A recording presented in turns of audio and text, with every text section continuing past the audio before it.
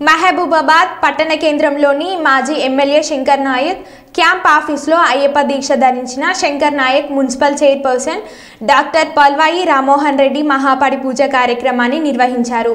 మనుకోట అయ్యప్ప స్వామి దేవస్థానం ప్రధాన పూజారి సంజీవ్ ఆధ్వర్యంలో కార్యక్రమం నిర్వహించారు. అయ్యప్ప భక్తి గీతాలు ఆలపించారు.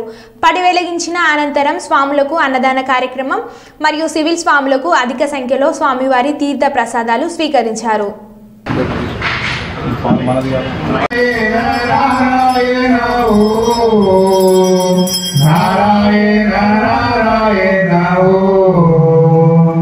జయ జయ హరీశ హరే స్వామి జయ జయ హరీశ హరే జయ జయ ఓం శ్రీధర శంభు కుమార హరే ఓం జయ జయ హరీశ హరే కలియుగ దేవ జయ స్వామి కరుణాసాగర కలియుగ సతతం స్వామి కామికదాయక